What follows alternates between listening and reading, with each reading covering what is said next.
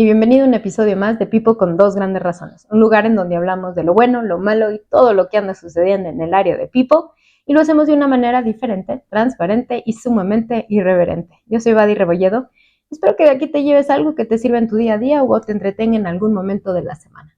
Y no se te olvide seguirme en redes sociales, ya sea en Spotify o en YouTube, y darle a la campanita para que te recuerde cuando sale un episodio todos los jueves. O sígueme por Instagram en Pipo con dos grandes razones. ¿Listos? Comenzamos.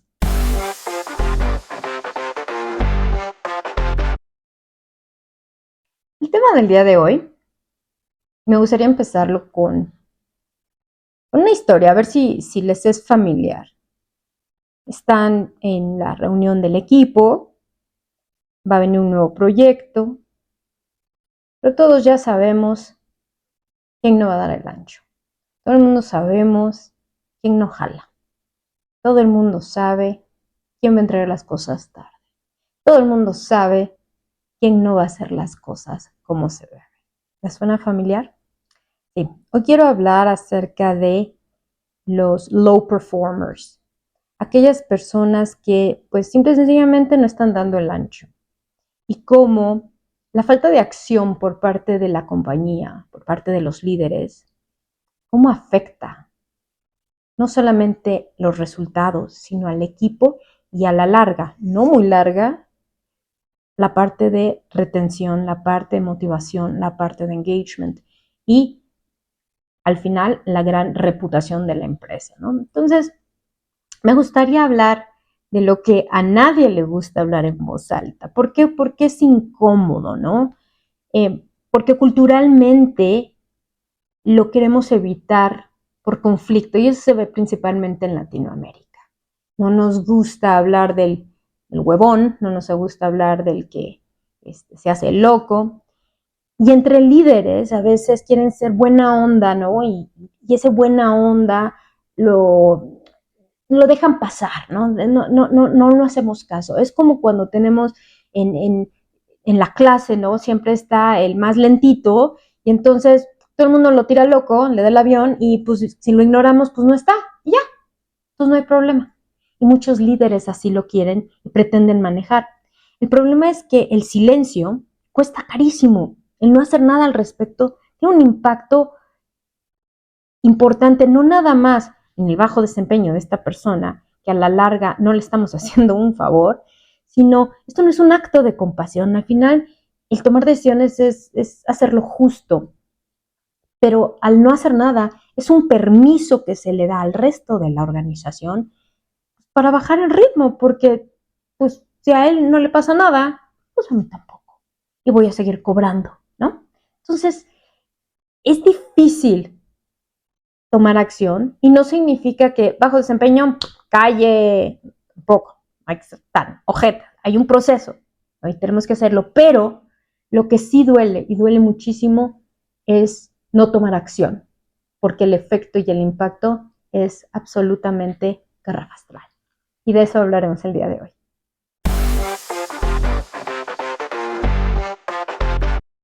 El gran problema de tener a alguien con bajo desempeño no solamente es que la persona obviamente no produce y te está costando algo que no genera, sino que es un multiplicador pero en negativo. No es que uno no produzca, es que el efecto que tiene en el equipo está al carajo. Porque genera más carga de trabajo, retrasa proyectos, manda un mensaje de que pues, hacer el mínimo es aceptable, entonces también empiezan todos a bajar la guardia. ¿Qué es lo que preocupa o debería de preocupar a los líderes? Es que cuando ven que no pasa nada con el compañero flojo, con o el que ya no le gira la pida, porque no nada más es flojera, el low performer no nada más es porque no quiere, también es porque a veces llega un momento de falta de capacidad. Llegamos a lo que es el principio de Peter, en donde pues todo el mundo tiene su nivel de incompetencia. Y ese puede ser el caso. Pero aún así, aun cuando quiere, pero no puede, tiene un efecto. Entonces, ¿qué es lo que pasa? Cuando deja a la persona de hacer la chamba, por estudios, en promedio, se divide su trabajo entre 3 personas. Entonces, le estás cargando la mano a parte del equipo, a más gente del equipo, la cual eventualmente se cansa. ¿Y qué empieza a suceder? Se vuelven estos quiet quitters. Esta gente que no hace ruido, no dice nada, pero sinceramente se empiezan a convertir en las manzanitas podridas, ¿no? Porque lo que quieren, están buscando la manera de ya salirse, porque se ve que no hay retribución, no hay reconocimiento, y hay más chamba y menos dinero. Entonces, no hace sentido. Y la persona culpable, entre comillas, pues no le pasa nada. Porque si al menos vieran que el que no hace las cosas tiene una consecuencia, pues entonces la gente se pondría las pilas, ¿no? Entonces, el costo de un low performer es invisible en los KPIs, porque al final las cosas de alguna manera tienden a salir. Pero es altísimo el costo en realidad porque perdemos talento. El efecto principalmente se ve en el efecto, le llaman en inglés el ripple effect, ¿no? Cuando tiras una piedra, cómo se ve que va haciéndose más grande y más grande, más grande ese círculo en el agua. Ese ripple effect, o el efecto mariposa, también se le conoce como efecto mariposa, es eso, es que cuando uno se vuelve permisivo como líder y no hace nada al respecto, el efecto que causa en los demás, pues es muy negativo. Ejemplo, los niños, ¿no? Igual, va el niño, rompe algo, no le pasa nada, pues los demás van a empezar tranquilamente a ser más descuidados, porque ¿para qué preocuparse? Entonces también ahí empiezas a tener efecto más bien en el estado de tu casa, en la disciplina de los niños, ¿no? Entonces es similar en ese sentido, pero el impacto no es que pierdes a uno, sino es multiplicado por todo el efecto que causa en el equipo y eventualmente en la retención de los mismos.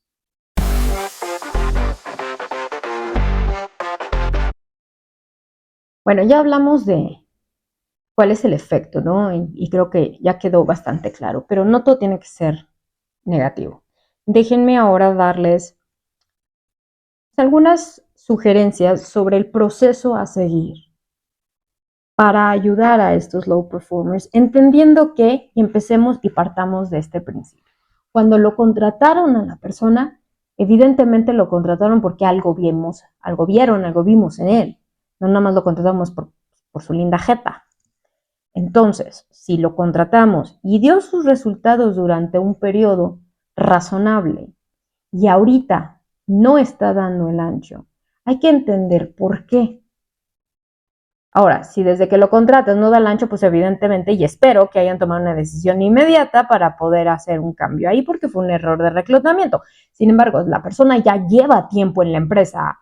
Puta, pues no sean ojetes, denle la oportunidad y sobre todo entender qué está pasando. Entonces, de eso quiero hablarles. Quiero entrar en los posibles razones por las cuales la persona pudiera estar no dando el ancho. La desidia esa no hay cómo ayudarla, pero en la parte, una de las primeras cosas que podríamos asegurar o aclarar es las expectativas. Si las expectativas están claras y no quedan como tendemos a decir muchos líderes, es que quiero que sean más productivos o proactivos. Pues chingón, güey. ¿Qué significa eso? Ponlo claro, porque el decir que quiero que seas más proactivo o que seas más productivo o cualquier otra bonita terminología de estas románticas, pues sí, suena muy bien y suena muy bien en el currículum también, ¿eh? Mejoré la productividad, fui más proactiva. Genial. Pero ¿qué significa eso? ¿Cómo impacta? Entonces, si no hay explicación con contexto, pues entonces va a haber una doble frustración. Por un lado vas a tener a un jefe frustrado porque no obtiene lo que está esperando y por otro lado vas a tener a un empleado, un colaborador frustrado porque siente que no da el ancho. Entonces tenemos un double whammy. Qué bonito, qué bonito. Entonces la persona, ¿qué le empieza a suceder? Se empieza a frustrar no por capacidad, sino por falta de dirección, porque él siente que va a pagar. También parte es culpa de la persona, porque si no es claro, debería de pedir que sea claro, aunque debería de ser el líder el que tome esa iniciativa y manera de comunicación clara y asertiva. Entonces, ¿qué es lo principal y lo más importante? Que cuando se presenten esas expectativas, se presenten con contexto, acción y el resultado que se espera, la medición que se espera. No es de necesito que se incrementen las ventas. Ajá. ¿En qué porcentaje? ¿En cuánto tiempo? ¿Con qué expectativa? ¿Con qué claridad de objetivo? Quiero que se minimicen los costos, que bajen los costos. Ok, específicamente en qué nos enfocaremos, porque tenemos que impactar el EBITDA. Entonces, ahorita nos está saliendo mucho más caro el costo que lo que vendemos, entonces como que no está cuadrando ahí la ecuación. Entonces, ¿en qué vamos a trabajar? Ser más específicos. Entonces, la tenemos que bajar en un 5%, en un 2%, en 5 millones, en 1 millón, lo que fuera. Lo importante es ser claro, conciso y sobre todo con tiempos, con montos, con números, con métricas. Cuando eso sucede, entonces ya no queda interpretación, sino simple y sencillamente se sabe al final del periodo en donde se va a hacer la medición si se hizo o no se hizo. Así de claro. Y entonces podrás identificar con evidencia que sí es una persona que no está dando el ancho o ver si es otra cosa lo que está sucediendo.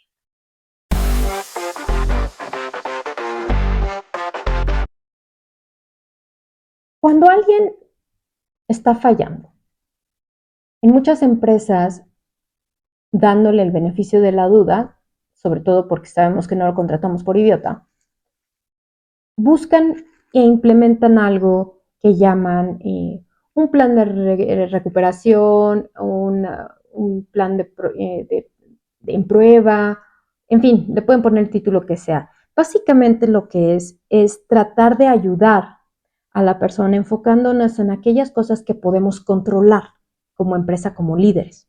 ¿Qué podemos controlar? La carga de trabajo, las herramientas que se le tienen dada, el entrenamiento y conocimiento que se le puede otorgar y, obviamente, claridad en expectativas. Si esto lo ponemos en un documento y lo ponemos tan claro que la persona después de cierto periodo entiende y sabe que si no hace A, B y C y entrega J, K y L, pues la puerta es ancha, no queda interpretación y entonces ya esas pláticas de seguimiento se vuelven más sencillas y mucho más transparentes.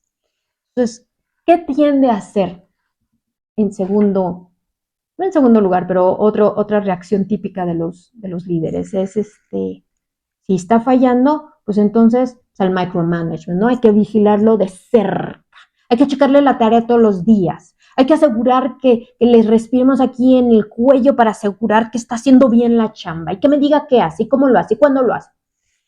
Y eso lo único que hace mi querido auditorio es eso lo mata el desempeño.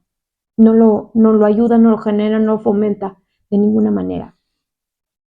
Lo que sí ayuda es darle coaching real, acompañamiento real, consistente y con seguimiento, darle retroalimentación puntual, accionable, herramientas, recursos, capacitaciones, entender qué está fallando. Ahora, si es una carga de trabajo, también entenderlo y ver de qué manera priorizamos para que la persona pueda sacar lo que es importante y después importante urgente, ¿no? Y no nada más estar haciendo cosas pues tan padrísimas que las haga. Entonces, este plan debería de enfocarse en, primero, la carga de trabajo, entender que sí, que no. De eso que sí, que no, tener claridad de expectativas, qué va a hacer, con qué tiempos y qué va a entregar.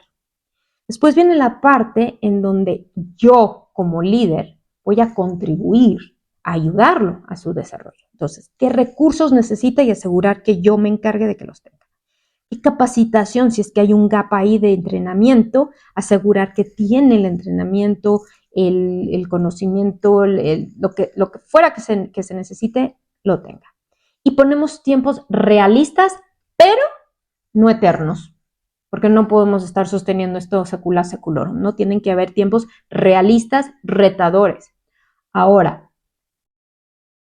si la situación es algo mucho más compleja, digamos, una situación en casa, una enfermedad o un momento de vida complicado, ahí entra lo que es la empatía, lo que es la humildad y lo que es la flexibilidad para apoyar realmente a nuestra gente. Y entonces quizás lo que se tiene que hacer son otras acciones muy puntuales, con tiempos delimitados y también con decisiones al final si no se puede solucionar. Pero aquí estamos hablando solamente de que es uno de estos rubros, ¿no? Capacitación, recursos, también aquí materia gris, o si es simple y sencillamente flojera y desidia. Basado en eso es que estamos haciendo el podcast.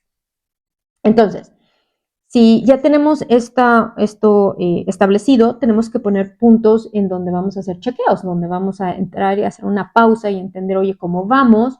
¿No? Hemos estado reuniéndonos con esta frecuencia, ya tomaste entrenamiento, ya te di estas herramientas, ¿cómo vas?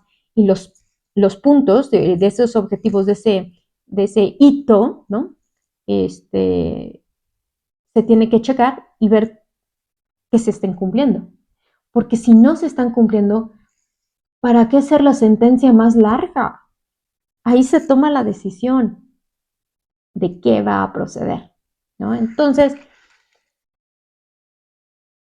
la idea aquí es dejar claro que ayudar no significa abrumar, no significa hacerle el trabajo, sino darle el camino, las herramientas, el conocimiento para que pueda lograrlo si es que ese era el problema.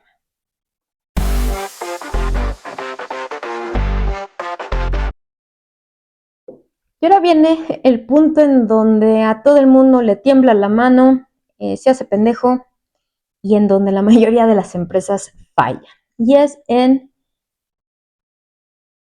que dejamos a los low performers flotando indefinidamente, esperando que un milagro suceda y que esta persona tome la decisión de irse y no tener nosotros que tomar esa decisión. Y todavía peor, he visto, no solamente ya le queda grande la posición a la persona, por ende el low performer, y no es una cuestión de falta de entrenamiento, sino simple y sencillamente la persona ya no puede más con la posición. Aquí se tienen que tomar decisiones, o es ponerlo en una posición en donde sí pueda cumplir, pero rara vez podemos hacer eso. He manejado 3 veces en mi vida lo que le dicen una democión, un demotion, y me arrepiento de esas 3, me arrepiento infinitamente en las 3. ¿Por qué? Porque causa un impacto y particularmente en Latinoamérica es una cuestión de nivel o de estatus. Entonces, para la persona es muy difícil de manejar el de haber sido jefe y ahora es parte del equipo o de otra área, pero igual el nivel C. Obviamente aquí en Latinoamérica los títulos nobiliarios son importantísimos. Entonces el impacto en la persona es muy, muy difícil de manejar. Se necesita un nivel de madurez que yo no he conocido. Y la otra es en los mismos equipos. También no saben cómo interactuar, es complicado. En fin, no he visto que haya sido una buena solución. Entonces, la otra razón por la que no quieren dejar ir los líderes a estas personas es que tienen un chingo de tiempo en la compañía. Y entonces es carísimo de París pedir la salida de esta persona. Entonces aquí es en donde volteamos a los santos, prendemos veladoras y esperamos que un milagro nos ayude a que la persona se harte, se fastidie y solito se largue. ¿Qué es lo que sucede? Que esa gente no te va a regalar esos años de vida, sus mejores años de juventud, nada más para recibir un espero que te vayas y no te quiero pagar nada. Se viene una encrucijada pues bastante culerita, donde ahí sí hay que fajarse y tomar decisiones, sí, de costo, sí, pero el tener a la persona ahí flotando, nada más así en la biosfera, no es ser cruel, es ser injusto, porque prolongar lo inevitable daña más, tanto a la persona como a la empresa. Un jefe que tuve, al cual adoro, dijo una vez, tomar esas decisiones cuesta mucho trabajo, ¿no? Por la razón que sea, que si va a costar, que dinero, que si lleva mucho tiempo, que si pobrecito, que si es tan buena, lo que quieran. Pero cuando se toma la decisión, el líder generalmente al otro día, ya que se fue la persona, lo que dice es, me tardé, güey, me tardé en tomar la decisión. Y no es culerada, no son ganas de ser mala gente ni nada, pero entendamos, mantener a una persona que no ayuda, no da, no aporta, y aunque la persona quiera, pero ya no puede, es injusto, es cruel, es culero, no hay que hacerlo. Entonces aquí viene la parte difícil. Les decía yo, hacen el plan de recuperación, o como lo quieran llamar, y ponen estos puntos de chequeo, ¿no? Estos milestones o gates o puntos de chequeo, como lo quieran llamar. En esos momentos debe de quedar escrito desde un principio, desde que establecimos qué, cuándo, dónde y por qué y entregables y demás. Desde ese momento se pone la leyenda por escrito que si en el primer chequeo no se ha cumplido este porcentaje, este número y esto de acá, en ese momento se tomarán las decisiones de desvinculación, de dejar ir a la persona. Y se empezará el proceso. No quiere decir que ese día se vaya, sino que ese día se toma la decisión de que esto ya no debe de continuar, porque es tortuoso para la persona y para nosotros también. Entonces se hace un plan de salida en donde se hace con dignidad, con respeto, de la mejor manera, transparente, transicionando correctamente y obviamente honrando y festejando este tiempo que la persona sí le dedicó a la empresa. Las salidas no tienen que ser siempre humillantes y horribles y espantosas. Damos tiempo a la persona también para que arregle lo que tenga que arreglar en cuestión de tiempos y demás. Seamos razonables con los tiempos, ni muy, muy, ni tan, tan, pero es el mejor camino. Y ahí, líderes, en serio, desayúnense un par de huevitos rancheros, hablen con el área de finanzas, tomen cortes, ajustes, lo que tengan que ver en su propio presupuesto en conjunto con la empresa para también ayudar por otras áreas si es necesario, pero tomen la decisión. Entre más pasa el tiempo, más cara es la salida y entre más pasa el tiempo, más caro es el impacto en la empresa en cuestión de retención del resto de talento y impacto general en el engagement. Entonces, ese es mi consejo, muchachos. Desayúnense un par.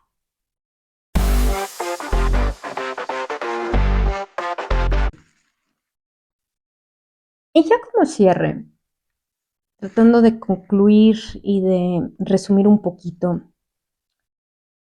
mantener a los low performers es un costo invisible también en la cultura y los estándares de lo que quieres proyectar. Debes de proteger a tu equipo, empezando por ahí. ¿Y a qué se refiere esto? Y es mucho de lo que hemos hablado ahora en el podcast, es no tomar decisiones a tiempo.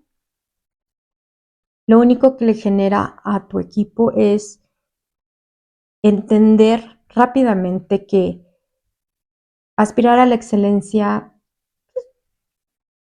no es tan necesario. ¿Por qué? Porque ya se normalizó la mediocridad. Aprenden rápido dónde está el verdadero estándar, ¿no? Que es qué toleras, qué no toleras, y los empiezan a cuestionar otras cosas de la cultura. Se dan cuenta que no hay exigencias, no hay reconocimientos, y entonces el impacto en la cultura, y dependiendo de tu cultura que estés proyectando, empieza más bien a permearse un cambio de cultura a la mediocridad, a la ahí se va, a la nada pasa, si voy, si no voy, si doy, si no entrego, no importa. Pero la gente que es muy exigente consigo misma, la gente que sí le gusta dar lo mejor de sí, empieza a buscar otros lados en donde sí se les valore, en donde sí se les rete, en donde puedan aprender, porque además dejan de aprender aquí. Y recordemos que cuando una persona deja hacer las cosas, se reparte ese trabajo entre los demás. Entonces, además se sienten mal pagados, mal reconocidos y sobretrabajados.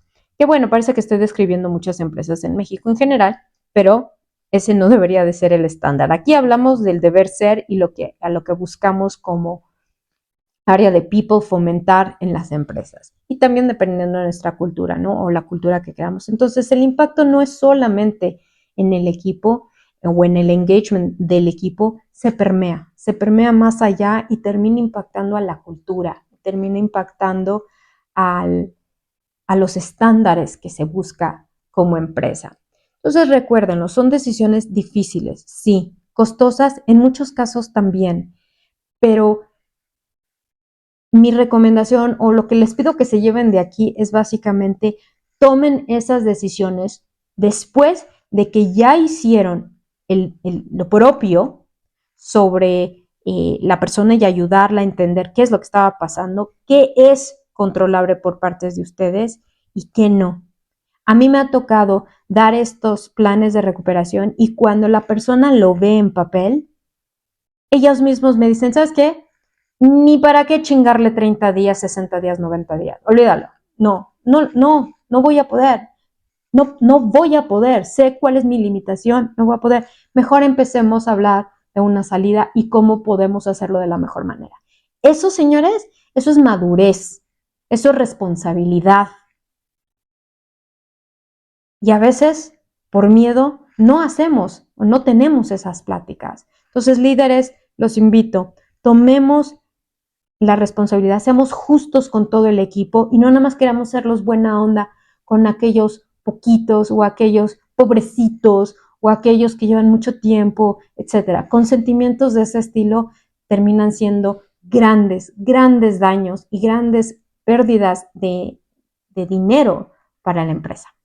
Bueno, con esto me despido. Espero les haya, si no gustado, al menos interesado y se lleven algo de aquí. Voy a tratar, si es que me acuerdo, de poner un machote, un template de lo que sería un plan de recuperación, el cual yo utilizo, que es muy simple, pero sí da responsabilidad al individuo, al líder y con fechas entregables, medidas y con la leyenda y claramente puesta de que si no se cumple, el siguiente paso es una salida.